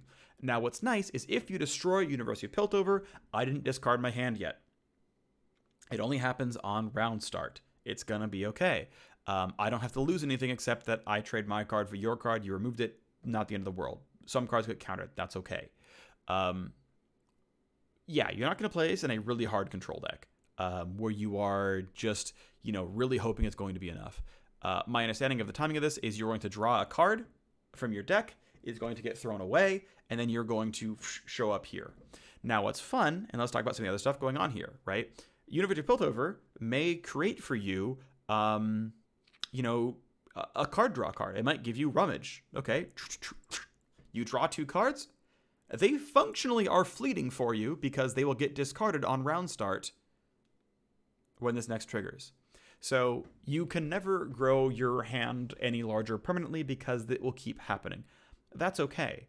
I think this card is still very, very good. I think this is a very good top end for an aggro deck. Which Piltover is very frequently in. We see a fair bit of Jinx Draven discard aggro if we're not seeing the Bilgewater version. This is draw 3 cards. Now, to be fair, it is not draw 3 cards. It's create 3 random cards. And yeah, sometimes it's not going to draw you like finishers. But actually, I guess to be fair, let's think about this a little bit longer. Your odds of drawing a late game finisher are about 50-50. Like, especially with something like Jinx on board, because you can draw a different Jinx, and that turns into get excited. So about half of your draws are going to be a finisher of some kind in an aggro deck. 3 random cards probably does not give you a finisher with the same odds. It's going to give you some random cards that maybe are or aren't playable. So maybe it's not amazing in those. And in fact, the more I think about it, the more it's like, well, if you're playing a generic value game, this card is fine. But if you're playing a deck to actually have synergies and have, you know, have some way of ending the game, it's maybe not this card. I think you're not rushing to play this card in every deck, but you know, in Expeditions, when card quality is lower, 3 random cards are as good as the cards you have anyway. Again, I think it's a 5. This card is amazing, I think. It's hopefully in the Cataclysm block, because of course it should be. Overall, very happy with this. This seems sweet. And the final new Piltover and Zon card is going to be Patched Porobot. I am a 2-mana 2/3, but while I'm in hand, I have a random keyword that changes each round, and then when I'm summoned, grant is permanent, that keyword. So it's a 2-mana 2/3 with a random keyword. This card is very good. I'm actually going to give it a 4 in both cases. Okay, let's go for a 3 and construct it. Obviously, you're going to play this if you can in Poros. Maybe you're going to run Piltover and Zon as your secondary in Poros as a result of this. Not that we see really a lot of Poro decks anyway, but this is one that's maybe good enough to do so because it can get you anything. I like this a lot. I think this is a good card. It passes the vanilla test. It's got a keyword. A 2-mana 2/3 elusive is an overpowered card. A 2-mana 2/3 barrier is an overpowered card. Or at least it's a solid card at the very least. I think this is very, very good. 2-mana 2/3 challenger is an overpowered card. Actually, I'm going to go give this 4. Yeah, it might not always be reliable, but I'm going to bet this card is better than most 2-drops. Even in most decks where they're looking at their 2-drops. I think this is very, very good. Unless you're playing like a very specific kind of like combo deck where you really have specific things you want, I think this card is amazing. I think this card is very, very, very strong. So now we go down to Shadow Isles. Shadow Isles is landmark. They have Vaults of Helia. I'm just Helia. I'm not sure I actually know that one. But it's another 5-mana landmark. A lot of these landmarks are 5 mana. Not all of them are. The deep one is 3. The Freljord Creative Champion is 7. But a lot of these are 5. That's kind of cool. I kind of like the consistency of that. Whatever. Round start. Kill your most expensive ally to summon an ally from your deck that costs 1 more. So I saw someone say that, hey, this could be a really cool infinite value engine, right? You play this on 5, it kills a 4. It creates a 5. You then, I guess, now that it's round 6, you play a 6. Okay, whatever, we got there. All right. On round start on 7, we kill our 6 and make a 7. We killed a Nivea and made Rekindler. Cool. We now have an Nivea and an egg. And a Rekindler on the board. That's not bad. Okay, let's go use Nivea. And then round 8 starts, and we kill Rekindler, and we get Tryndamere. Okay, cool. We then kill Tryndamere. He levels up, and we get our 9-drop. We got Ledros or whatever. We then kill Ledros. Ledros goes to hand. We get She Who Wanders. And that is actually quite good, right? Like we're putting in very specific cards in our deck to generate value, and I mean this now becomes better War Mother's Call, right? Realistically, we're doing it in such a way that the things we're losing don't matter, and the things we're gaining are obviously great, and it's deterministic, and that's wonderful. That may indeed be the deck, right? The problem I have is I'm not sure how this works once you don't have the overlap anymore. Like, what if you drew your She Who Wanders? You just kill Ledros. Ledros goes to hand. Every time you play Ledros again, I guess you just like kill him. You just like keep cycling the guy forever. But eventually it's going to kill your level 2 Tryndamere. It's just going to kill your level 2 Tryndamere. And then he's just gone. And then it's going to kill your Anivia on round start. And it's just going to be an egg forever. And it's just an egg forever. And it's an egg forever. And you're going to run out of 8-drops in your deck to summon, and like there's downside here, right? That said, you don't need this to go on for 8 rounds for this card to be good. This card goes off 4 times. This card is good as long as you're betting a deck around it. So again, this is a cool deck. This is a cool card because it's a deck building challenge. It's, hey, what is my unit chain combo going to be? How am I going to get this to happen? That's going to be fun to look at and figure out and whatnot. We know we're in Shadow Isles at the very least, and Shadow Isles has a lot of on-death effects, but what else can we find? Let's find out. It's going to be interesting. We're going to look at that. I think this card is going to be pretty hard to use in Expeditions. Overall, I think it's going to be a negative for you because it's going to, like, even though it upgrades the cards you have in play to a certain extent, it is also removing value from your deck. Right? Like, yes, this turned my 4-drop into a 5-drop, but now I can no longer draw that 5-drop. And, if I ever run out of 5-drops in my deck and the thing that it summoned dies, it's going to kill another 4-drop and summon nothing. And it's going to come and kill my 3-drop and summon nothing. And then kill my 2-drop and summon a random 3-drop. And like, this has a really, really bad game-losing decay case.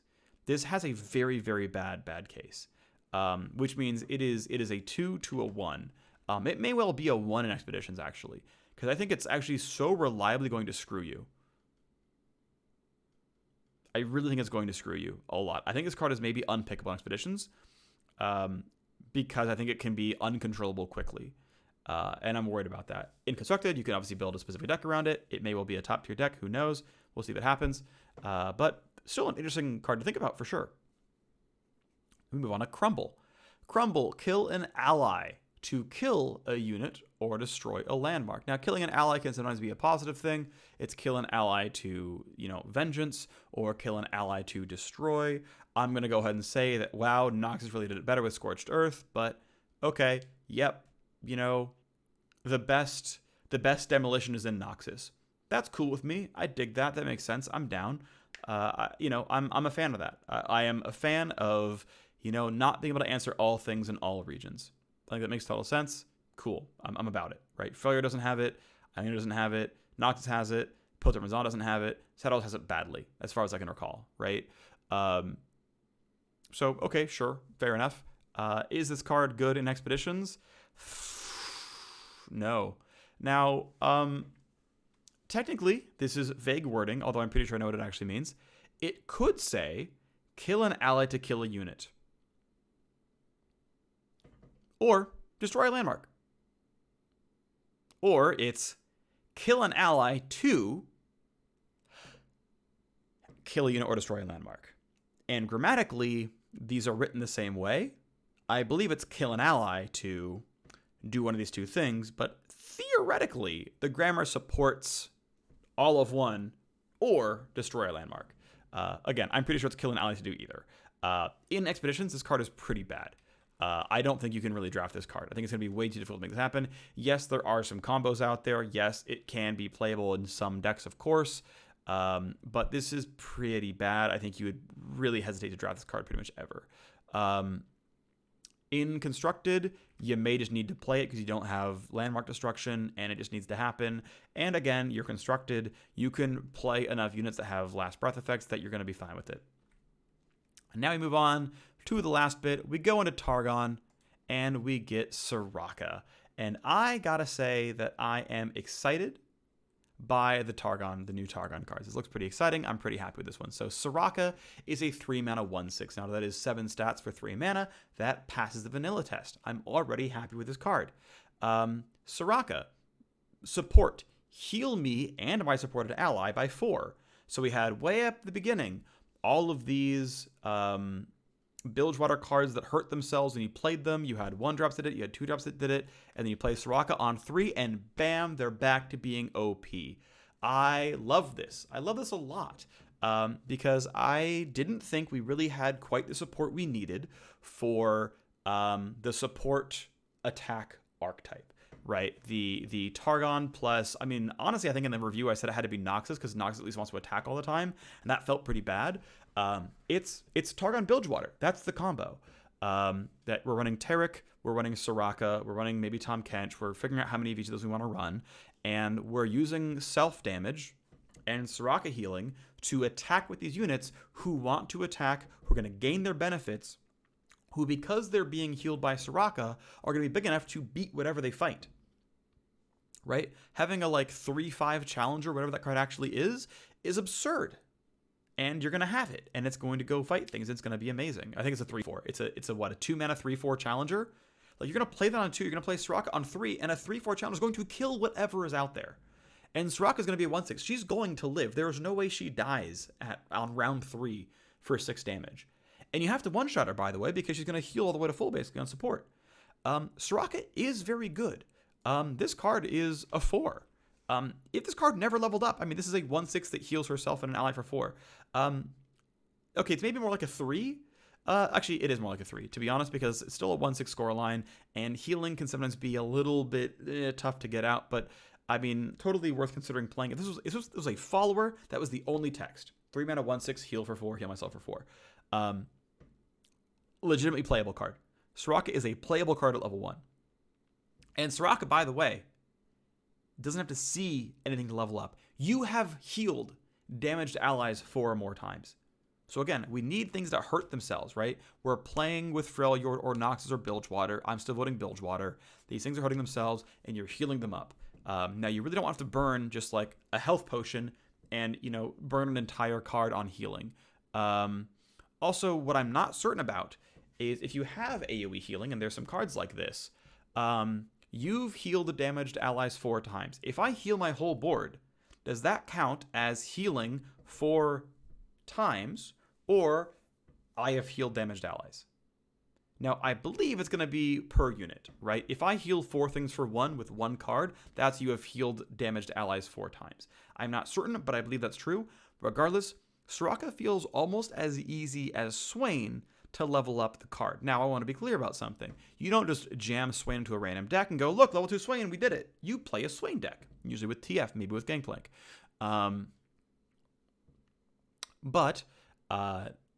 Similarly with Soraka, you're doing this with a heal deck. But Soraka is coming down on round 5, leveled up. I mean, realistically, she is. This is a very easy level condition for a deck built around it. She's going to get there. That's going to happen. Speaking of level 2 Soraka, well, it's a 3-mana 2/7. That stat line is amazing, right? 9 stats for 3 mana is absurd. The first time you heal a damaged ally each round, draw 1. And the support is now fully heal instead of heal for 4. Well, I mean, this card is just obviously a 5. As all level 2 champions kind of tend to be, this card's amazing. I know there's not a lot of flexibility there. It is what it is. This is the flaw of the grading system, right? Yes, you would play this card basically all the time. Soraka has self-synergy. You don't have to run any other cards around it. Just have a card that has taken damage ever, and we're in there. Fully healing is a big deal. We talked about how Tahm Kench wants to devour things and take damage when doing so. Well, on round start, Tahm Kench creates a devour. It gets kicked by whatever he eats, and then you attack with Soraka, and not only does he obliterate the card he captured, but you also have managed to heal him all the way back up, and there's no harm, no foul anymore. And Soraka draws a card. Like, the combo is very obvious. It's very, very good. It's very powerful. This definitely seems like an amazing card. Absolutely strong overall. Absolutely love it. Very, very good card. We're just going to, just give it a 4 overall as a card for Soraka. Her spell is Wish. We'll cover Wish later. There is a 2-mana landmark, Starspring. And what's kind of nice about Starspring, by the way, is since in all these cases destroying a landmark requires a card, you're trading up in mana this way. You play Starspring, they play Scorched Earth. You went up 1 mana for it. It's not the end of the world. It's fine. So this landmark only costs 2. It's very easy to play. Play it early on. Sounds good. Again, Bilgewater combo. Sounds fun. Heal damaged allies for 1. Then, once I've seen you heal 22 damage from allies, win the game. Whew! We've got another Fiora Maokai-esque card. We've got another alternate win condition. And I want to say that I am very, very happy we have these kinds of cards. I love alternate win condition cards. I know they can be somewhat frustrating to fight against, especially when the condition's too easy. If the card's OP, it feels really bad. But I'm really happy about this. I like this a lot. Now, taking 22 damage can take a while, right? These units deal like 3-ish to themselves. It's going to take a while. You got to go through a lot of combat to do it. But yeah, it's going to be pretty slow. I'm going to guess is like a round 8 or 9 kind of condition, and by that point, you would hope that you've killed Starspring, or just remove the units from the board enough that the healing doesn't happen. But what's nice is it happens kind of round of, right? You play it at the round end, they all get healed. It's not too delayed. Not that round end versus round start really changes anything, by the way, but what we're thinking about, my understanding, by the way, is regeneration should trigger towards this. So, if you get Trundle or Vladimir or whatever, and it regens back up, you're going to get those benefits. They're going to heal for 6, and you're going to get 1/4 of the way towards the level up, towards the win condition. That's my understanding. I could be wrong, but I believe that's true. This card looks super sweet. I'm about it. Is this card good enough for expeditions? Almost, right? Here's the thing. Again, value is such a big engine, or such a big deal in expeditions. This card, I think, is actually playable. Even if you don't hit win condition, if you don't actually get the actual game winner, this is going to heal a bunch of health over the course of time and may well keep units alive and out of removal and just be annoying enough. This card is totally draftable and playable. In Constructed, it's really a specific deck only. It's, you know, the archetypal too. But I can totally see this card and deck being good, and so I'm about it. We have Eclipse Dragon. Also, in case you never got to heal anything on a Soraka, it's going to, you know, trigger the Soraka. Not only level up, but the draw condition. So we get Eclipse Dragon. It is a 7/5 Fury, which is not the dankest, but it's not complete garbage. It's pretty bad. Like, this would be kind of bad at 6 as well, but it's got text. And this is fun. It has a Daybreak and a Nightfall. That's fun. Now, you can do both, I believe, with Ravoon, or Raven, or however you actually pronounce his name. But if you play this card with Daybreak, the next Dragon or Celestial unit you play, Dragon or Celestial, has to be a unit, so it can't be a Celestial spell, costs 2 less. So I can play Aurelion Sol on 8.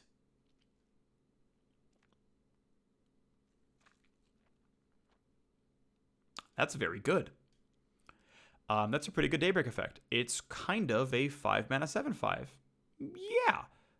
Okay, I mean, okay, not really. But yeah, this seems solid. Okay, what's the other option? Well, Nightfall. If I'm playing it later, so I'm playing on, you know, round 8 or 9 or something, I could just play a cheap spell and do it. You know, I could even Warning Shot and then play this. But Nightfall, create a random Dragon follower and Celestial follower in hand. Now that is really good. Now, yes, it's an expensive draw too. Of course it is. But I mean, a 7/5 is big enough to fight most things. And if you're nuking this thing with, you know, a Vengeance or a moderately sized Thermogenic Beam or whatever else, this traded pretty well on tempo, but I got to draw 2 cards. We're good. If I'm playing it just the opener on 7, it's pretty mediocre. Honestly, I think the Daybreak card is pretty bad. Outside of comboing, again, with things like, you know, Aurelion Sol early and things like that, I think the Daybreak is fairly weak. It has combo potential, but it's fairly weak. The Nightfall, I think, is the stronger part of this card. Overall, I mean, I give this a pretty easy, I would say I might give it a 5 in Expeditions because it's a big unit that draws 2 cards. It's a 5 in Expeditions. Unconstructed, I mean, I think it's a solid 3. It is, I think it's useful in a lot of different decks. You can easily just throw this in here as some card draw. If you're playing Celestial, obviously you may decide to use this as a way to get Soul out early, and that's fine as well. Overall, seems reasonably solid. We get Stargazer. We get a 4-mana 3/4. When you heal a damaged ally, give it elusive this round. So when Soraka heals some random unit, right, we hit the OK button. You know, we submitted our attack. It heals, and before you can block, it's elusive. And Soraka's a 1/6. You're not going to kill her on the attack. And then next attack, she's going to heal herself for 4. And she's going to stay alive. This is pretty sweet. Now, this card is still a 4-mana 3/4. That is not a good stat line. It requires a lot of synergy. And from what I've kind of seen, the like healing a damaged ally doesn't tend to have a lot of high power units. So you don't really get to be the aggro deck when you're playing this. So it doesn't completely line up with the kind of game plan here. Stargazer, I think, is more of a 2 in both cases. Again, you're overpaying for stats. The elusive is pretty conditional. I don't think it's... it actually might be a 1 in Expeditions because the combo is harder to do. I'm not a huge fan here. I don't think it's quite hitting the mark. That said, there may well be some regen shenanigans out there. You can use, you know, Jack the Winner and someone with regeneration and, you know, hurt it, and then the round starts and it regens and it heals and then it has elusive, and then you go in with your, you know, 6 attack Vladimir or whatever, and okay, we're in the wrong regions now at this point, but you know what I'm talking about, right? Maybe it's possible. I'm not holding my breath, but maybe.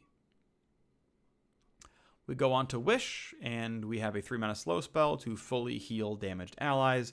So this is, I think, sort of one of the big combo pieces for Soraka leveling up, of course, Soraka drawing a card, the Star Spring winning you the game, fully heal damaged allies. I think Soraka Dragons may well be a deck. These dragons keep growing. They're going to get 7, 8, 9, 10 health. They're going to take some damage. You cast Wish. They all heal for 6, and you win the game. Now, a world where your dragons have survived 6 different fights is one where you probably win anyway. Kind of like how Maokai and Nautilus, yes, they work together, but they're racing each other to be the win condition, and when you're hitting one, you're probably hitting the other because you're deep by the time Maokai levels, and I mean, you're probably winning because you're deep anyway, if you're not losing the next 4 rounds, but still a cool thing. I don't think you main deck Wish, probably. I think you just run 3 of Soraka's and you wait till you see the other version of it. I think that's the more likely situation, at least in my opinion. Maybe I'm wrong, but I think it's going to happen. But yeah, fully heal damaged allies. It's slow speed. I don't think this card is all that good. I think it's a 1 in Expeditions. I think it could be situational and constructed, but this feels a little bit too niche for my tastes. Then we go to Sneaky Zeebles. Sneaky Zeebles is a 5 mana 3/3 elusive, which is, expensive and bad. But when I play it, not summon, when I play it, so no Tom Kench synergy, when I play it, stun enemies with 2 or less power. And I believe it has a skill attached that can be denied because of the circle next to the play button. So it puts a cog on that says, hey, by the way, we're going to stun all the weak enemies. Now, I will say, the vast majority of elusives that get played a lot have 2 or less power. Or I should say a lot of them do, but there's a lot of 2/3 and 2/4 elusives out there, and 2/2 elusives and 2/1s. Excuse me. Stun enemies with 2 or less power. This can help your elusives find their way to finish the game, because you're going to knock things off. Also, of course, you can stun things that aren't elusive. But this is interesting because it gets rid of all the chump blockers, right? This says, okay, we got our mid-game plan online. We've got 23 power on the board, and I don't want you to block me. We're going to stun them all and then go for it. I don't think this card is that good as a finisher, though. I would pay, maybe 4 mana for a 3/3 elusive? I don't know if I really would, right? But, people pay 3 mana for a 3/3 elusive with Solitary Monk, and, even with the summon effect being more of a downside than a positive, people aren't generally playing a lot of recycle your hand decks, but they are playing a 3/3 elusive for 3. So would I pay 4? Probably not. But I'd certainly pay 3 for 1. So, okay, it's not quite 2 mana too expensive, but it's maybe 1.5 mana too expensive. For 1.5 mana, I stun a bunch of enemies. And that is a good effect, right? So I'm not sure why I'm down on this card. This card is good. It gets rid of chump blocks. It makes it harder for your opponent to play around what you have. If you're already ahead on board, it's gonna feel really good that they can't block your stuff. It's gonna be some good stuff. Also, if they don't open attack you, you can play this right away and stun. This will stun Soraka. This will stun, a couple of different things that are worth attacking with. A lot of supports have low attack. And there's some that can't attack and support, right? So there's some benefit there, but this still feels so situational that I'm just not sure I like this card. I'll give it a 2 because I don't think it's complete garbage, but I just don't think it does that many good things. We then have Crystal Ibex. I am a 4 mana 4/4. It's a play effect, so I can't summon. Grant an ally Overwhelm. Okay, a 4 mana 4/4 is mediocre. It's not trash. It's okay. It's a 2 or a 3. Getting an ally Overwhelm, that was the interesting part, because this is really one of the first few times we're getting more and more Overwhelm. We know the Lee Sin deck really wants to run, I'm blanking the name of it, but it's a 3 mana spell that gives 1/2 Overwhelm.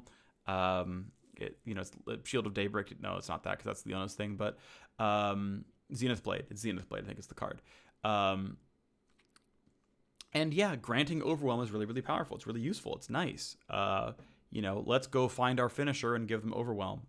This is really good on someone like, let's say Vladimir or Garen or anyone else who just wants to hit and go and is so often chump blocked that it's annoying. Even someone like Nivea, who just damages the blockers in the first place so that she can get through. This is a fairly efficient card that grants Overwhelm. This card seems solid. I'm going to give it a decent 3. I think it's 3 in Expeditions for sure, because you're going to find some big unit that you want to actually have get through, and it just doesn't happen very often. Like Ash gets chumped a lot and stuff like that, so there's a lot of stuff out there that you can really get value out of. And then in Constructed, I think we can probably sit with a 3 as well. Again, we're talking about this is going to be a pretty likely combo with Dragons, where they're big, they get Challenger, they have Fury, and yeah, I want to do 7 damage and have 5 of that go to your face. I think this card is pretty solid. We then get Astral Protection. Burst, heal 4, and then grant +0/+4. So this is, in some cases, burst speed, gain 8 health permanently. That's a pretty big deal for 4 mana. It is, I mean, we saw that Troll Chant just completely took over from Elixir of Iron. It was just the way better card. This is not quite Troll Chant because you can't go on 2 different things, right? You can't like save one and save something else. But again, this is Soraka synergy. It's still Dragon synergy. It's, hey, keep the big thing alive. I think this card is pretty weak in Expeditions. In Constructed, it's probably very situational as well. But yeah, it's, you know, its purpose is I have a big thing. I want to regain its health and then also give it 4 on top. So again, it's, you know, gains 6 to 8 health in most applicable scenarios, which will get it out of any damage focus removal pretty much at all. Now, if they are chaining things together, if they're putting Mystic Shot and Get Excited on top of the already existing combat phase, the heal for 4 doesn't do a whole lot. It can be hard to have both of these effects matter.